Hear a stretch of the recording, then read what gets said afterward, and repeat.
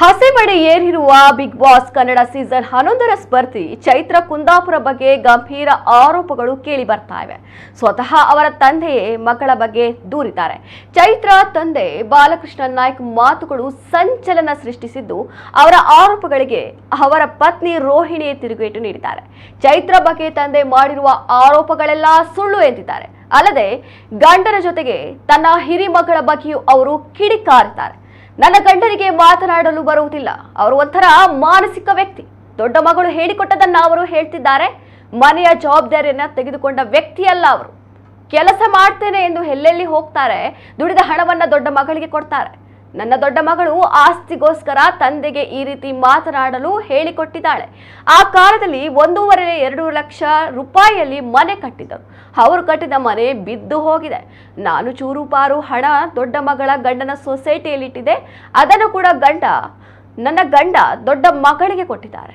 ನಮ್ಮ ಭೂಮಿ ಬೇಕು ಎಂದು ದೊಡ್ಡ ಮಗಳು ಬೆನ್ನು ಬಿದ್ದಿದ್ದಾಳೆ.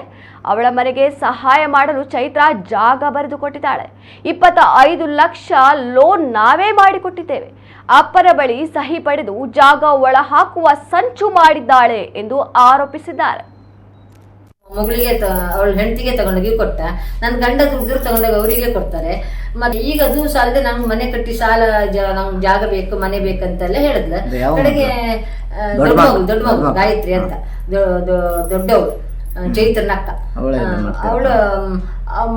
ನಂಗೆ ಸಾಲ ಉಂಟು ನಂಗೆ ಸಾಲ ಇಲ್ಲ ಅಂತ ಅದು ಈಗಳು ಚೈತನ್ಯ ಮಾಡಿದ್ದಾರೆ. ಚೈತನ್ಯ ಬಂದು ಅಮ್ಮ ಒಂದು ಸೈನ್ ಹಾಕು ಅವಳಿಗೆ ಮನೆ ಆಗ್ಲಿ ಅಂತ ಅವಳು ಹೇಳಿ ನಮ್ಮನ್ನೆಲ್ಲ ಕರ್ಕೊಂಡೋಗಿ ಅವಳಿಗೊಂದು ಸೈನ್ ಹಾಕ್ಸಿ ಇಡೀ ಜಾಗದ ಮೇಲೆ ಒಂದು 25 ಲಕ್ಷ ಅವಳಿಗೆ ಲೋನ್ ತೆಗೆದುಕೊಡ್ತ, ಅದು ತೆಗೆದುಕೊಟ್ಟು ರೆಕಾರ್ಡ್ ಸಮೇತ ಅವಳ ಕೈಯಲ್ಲೇ ಉಂಟು. ಈಗ ಅದು ಈಗ ಅಪ್ಪನ ಹತ್ರ ಎಲ್ಲ ಸೈನ್ ಹಾಕ್ಸ್ಕೊಂಡಿರ್ಲಿಲ್ಲ. ನಂಗೆ ಮತ್ತು ಸಾಲ ಉಂಟು, ನಂಗೆ ಜಾಗ ಬರೆದುಕೊಡು ಅಂದ್ಲು. ನಂಗೆ ಇನ್ನೊಬ್ಳು ಮದುವೆ, ಒಬ್ಳು ಹುಡುಗಿ ಓದ್ಲಿಕ್ಕಿದ್ದಾಳೆ, ಮದುವೆ ಆಗ್ಲಿಕ್ಕೆ ಉಂಟು, ಇನ್ನೊಬ್ಳು ಇದ್ದಾಳೆ, ನಾನು ಸೈನ್ ಹಾಕುದೇ ಇಲ್ಲ ಅಂತ ಹಠ ಕಟ್ಟಿ ಹೇಳಿದೆ. ಅಪ್ಪನ ಹತ್ರ ಸೈನ್ ಹಾಕ್ಸ್ಕೊಂಡ್ಲು.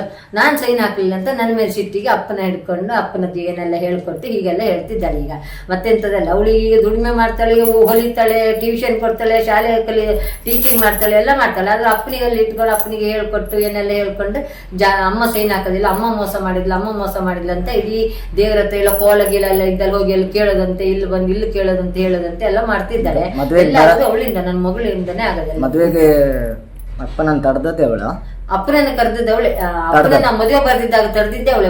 ನಾನು ಒಂದು ಫೋನ್ ಮಾಡಿದ್ರು ಸಾಕಿಯ, ನಾನು ಒಂದು ಚೂರು ಹೋಗಿ ಅಪ್ಪಯ್ಯ ಅಂತ ಹೇಳಿದ್ರೆ ಅವ್ರು ಹೋಗ್ತಾರೆ. ಈಗ ನಾನು ಕಳ್ಸೋದಿಲ್ಲ ಅಂತ ಹೇಳಿ ಅಪ್ಪ ಇಲ್ಲಿವರೆಗೆ ಕುಂದಾಪುರ ತನಕ ಬಂದವ್ರನ್ನ ಇವಳು ಹೋಗಿ ಕರ್ಕೊಂಡು ಹೋಗಿ ಮನೆ ಒಳಗೆ ತಗೊಂಡೋಗಿ ಇಟ್ಕೊಂಡು ಮದುವೆ ಬರ್ದಿದ್ದಾಗ ಮಾಡಿದ್ದ. ಅವಳು ಬರಬಾರ್ದು, ಇವಳು ಮರ್ಯಾದೆ ಹೋಗ್ಬೇಕು, ಮದುವೆ ಬರಬಾರ್ದು ಅಂತ ಅವಳೇ ಮಾಡಿಸಿದ್ದೆ, ಎಲ್ಲ ಮಾಡಿಸಿದ್ದು ಅವಳೆಯ. ಅವಳಿಗೆ ಭಾರಿ ಒಂದು ಹಠ ಉಂಟು. ನಾನೊಂದು ಸೈನ್ ಹಾಕಲಿಲ್ಲ ಜಾಗದ ಮೇಲೆ ಅಂತ ಭಾರಿ ಹಠ ಉಂಟು. ಈಗ ಒಂದು ಅವಳು ಹೇಳ್ಕೊಟ್ಟಾಗೆ ಅವಳು ಹೇಗೆ ಹೇಳ್ಕೊಟ್ಟು, ದೊಡ್ಡ ಮಗಳು ಹೇಗೆ ಹೇಳ್ಕೊಟ್ಟಿದ್ದಾಳೆ ಅವ್ರದ್ದು ಹಾಗೆ ಒಂದು ಹೇಳ್ತಿದ್ದಾರೆ ಅಷ್ಟೇ. ಅವ್ರಿಗೆ ಮಾತಾಡ್ಲಿಕ್ಕೆ ಬರೋದಿಲ್ಲ. ಮಾನಸಿಕ ಆಗಿ ಅವ್ರು ಯಾವ ರೀತಿ ಇದ್ದಾರೆ, ಅವ್ರ ಅಣ್ಣ ಅವರೆಲ್ಲ ಹಾಗೆ, ಅವ್ರು ಮಾನಸಿಕ, ಅವರಿಗೆ ಸರಿ ಇಲ್ಲ. ಅವರು ಎಲ್ಲಿಗೆ ಹೋದ್ರು ಬನ್ನಿ ಅಂತ ಹೇಳಿದ್ರು ಬರೋದಿಲ್ಲ. ಬಂದ್ರು ದೊಡ್ಡ ಮಗಳು, ಅವಳ ಮದುವೆ ಸೂರಿಗೂ ಸಹ ಎಲ್ಲೋ ಹೋಗಿ ಕೂತ್ಕೊಂಡಿದ್ರು, ಕಡೆ ಯಾರೋ ಹೋಗಿ ಕರ್ಕೊಂಡ್ ಬಂದ್ರು, ಮದುವೆಗೆ ಬರೋದಿಲ್ಲ. ಯಾರ ಮದುವೆಗೆ? ದೊಡ್ಡ ಮಗಳು ಮದುವೆಗೆ ಬರ್ಲಿಲ್ಲ. ಬರಬೇಕಂತ ಎಲ್ಲೋ ಹೋಗಿ ಬಸ್ ಹತ್ತಿ ಕೂತ್ಕೊಂಡಿದ್ರು.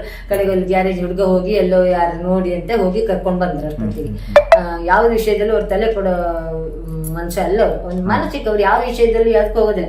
ನಾನು ಹಾಲು ಕರೀದು ಬೀಡಿ ಕಟ್ಕೊಂಡು ಮಾಡ್ಕೊಂಡು 12 ವರ್ಷದಿಂದ ಇದ್ದ ಸುಳ್ಳು. ಅದು ನಮಗೆ ಬಂದು ಗೊತ್ತಾಗಿದೆ 2-3 ವರ್ಷದಿಂದ ಈಚೆಗೆ. 12 ವರ್ಷದಿಂದ ಅವ ಶ್ರೀಕಾಂತ್ ಮನೇಲೆ ಇದ್ದ, ನಮ್ಮನೆಗೆ ಬರ್ತಿದ್ರು, ತಿಂತಿದ್ರು. ಬಂದ್ರು ಅಲ್ಲಟ ನೀರ್ ಸಹ ಕುಡಿತಿರ್ಲಿಲ್ಲ. ನಮ್ಮನೆಗೆ ಬಂದವ ಯಾಕೆ